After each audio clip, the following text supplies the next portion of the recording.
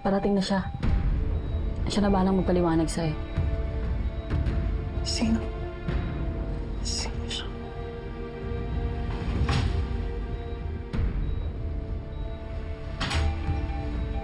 Nurse, iwan mo muna ako.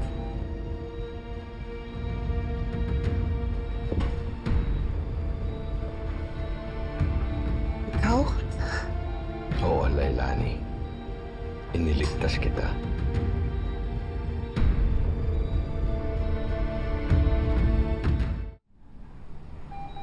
Bakit mo ako niligtas? Alam ko, nang galit ka sa akin. Anong ginagawa mo dito? Si Xavier po. Sinabihan na kita na layuan mo siya, di ba? Xavier! Wag Xavier! Wag! Layas! Anak! Ma, kasasabi lang eh. Pero Lu, sakay na sa loob ng auto. Nagalit ako sa'yo sa mahabang panahon.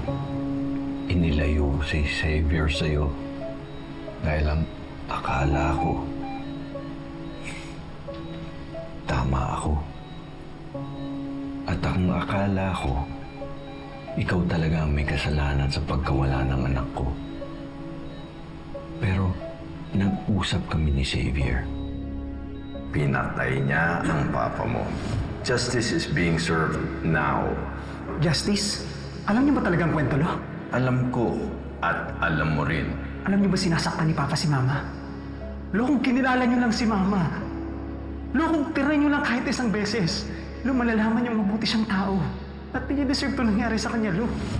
Pinarealize niya sa akin na marami akong pagkakamali. Marami akong pagkukulang sa'yo, Lailani. Sising-sisi ako sa mga ginawa ko. I am sorry.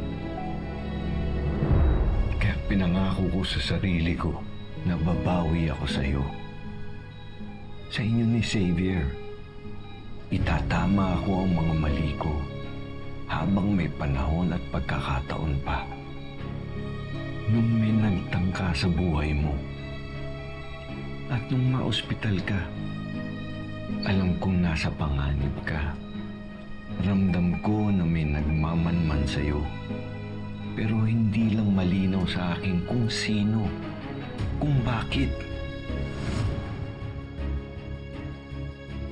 Kaya nagdesisyon ako. Kailangan protektahan kita. Nakipag-usap ako sa may-ari ng ospital na isa kong matalik na kaibigan. Nailabas kita ng maayos.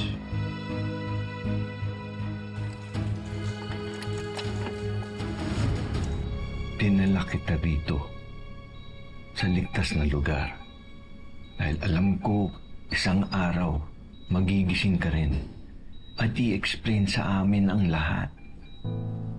Alam po ba ni Xavier? Alam niya bang ligtas ako? Wala siyang alam, Lailani. Isinikreto ko sa kanya para protektahan siya. Dahil kapag nalaman ng mga kaaway mo na alam ni Xavier kung nasaan ka, baka siya ang pagtiriyahin, saktan, o patayin. Kaya nagdesisyon akong isikreto sa kanya.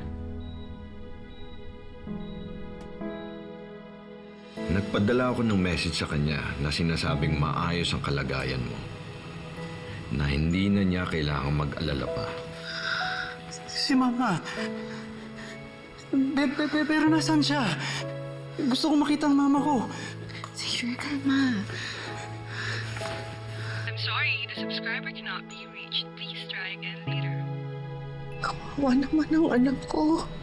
Oo, Lailani. Araw-araw ka niyang iniisip. Umaasang isang araw, magsama ulit kayo. Ilang beses akong natuksong sabihin sa kanyang tungkol sa'yo, pero nagpigil ako dahil ayoko siyang malagay sa peligro. Tama po na inilihin na.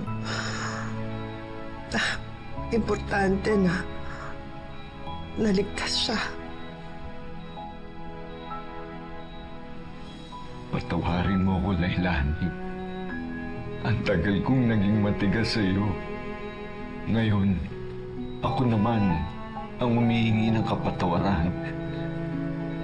Wala na po yun, Pa. Matapos ang lahat, wala na pong galit sa puso ko.